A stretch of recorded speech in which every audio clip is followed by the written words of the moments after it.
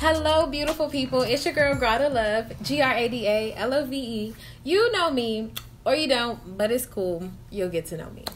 So, I'm here with another hashtag Tea Time Tips episode with my grandma. Hi, Chantel. Hey, grandma. I'm Lottie Hudson.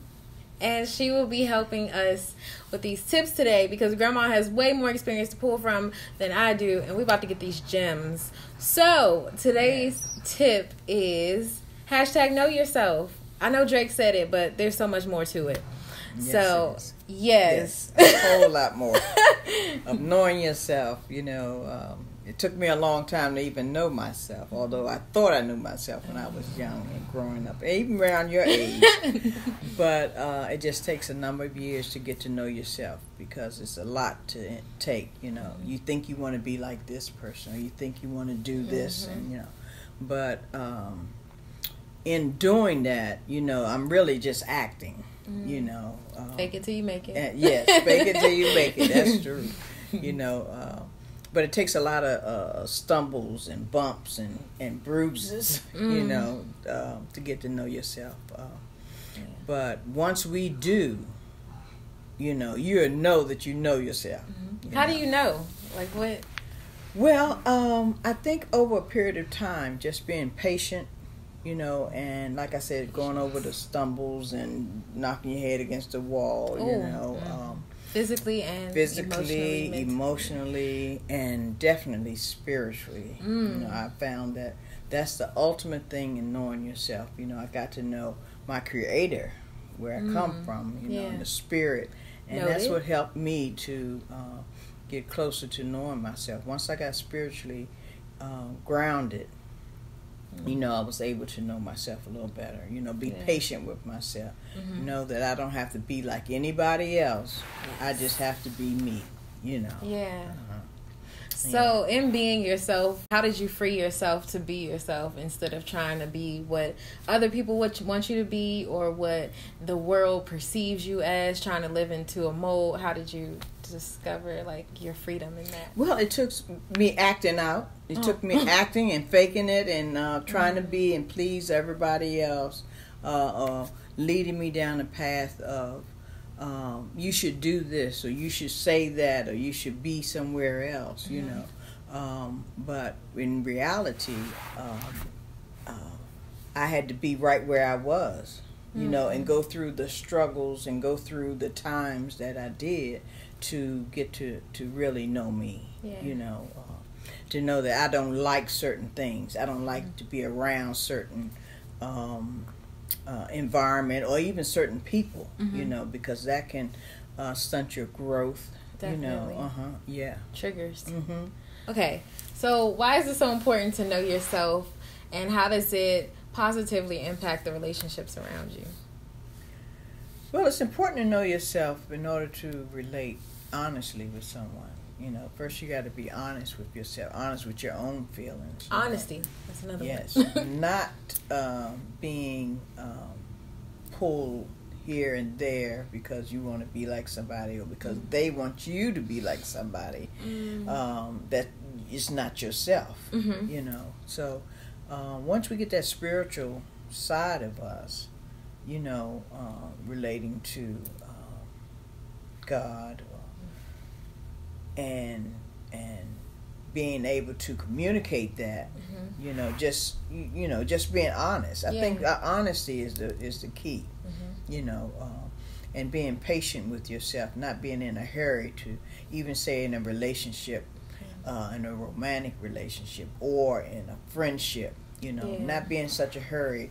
A lot of people are in a hurry just to have a friend or just to they don't know how to be alone. Right, exactly. And so once we have that,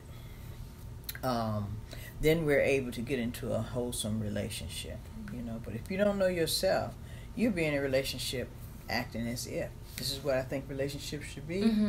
And after a while, it's not what it should be. Right. You know. Because you're not bringing your whole self. You're just bringing the person that they want you to be. Exactly. And then, you know, when you're really feeling somebody and they look real good and they just seem so interesting because you just met them, it's like everything they said goes. It's law. It is That is the way of life. Yes. So, yeah, if you don't know yourself, you won't know that that's not really you. So Exactly. Yeah. I really like maybe yellow. And you think, yellow? Why you like yellow? You should like green, you know. So, well, green is pretty. I think I do like green.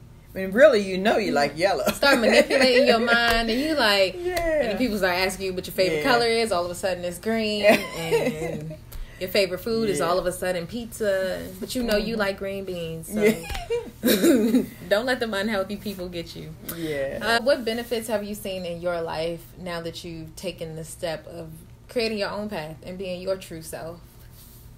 Well, I think the path that I've chosen now, since I'm at this age, I know that I'm honest with myself and what I want to do, where I want to go. You know, I want to go the positive way. You know, I don't intake certain negativity. I try not to take it in. For example, a certain song by Tucker, we were listening to it earlier. You can't just be taking everything in because, you know, it's a little awkward sometimes if you don't align with your spirit. I don't want to poison my spirit. I don't want to poison my spirit in certain negativity. So I try to stay positive, you know. Negativity is always going to come, you know, but I don't have to inject it. Yeah. You know. You got to be strong enough to put up the block. Yeah. So it has helped me in my building relationships with people, you know, just being honest of who I am, where I am, you know, what I want to do. So it's gotten easier over the years, but it took me a long time. Wow. It took me a long time of butting my head against the brick wall, you know. Wow. So how are you honest with other people when people you've known from the past, like if I have friends that may do things that we did in college, but I'm no longer interested, how are you honest with them? Like, because I know you have to be honest with yourself first, but how are you able to verbalize that that's not who you are anymore? Like, I'm in a new...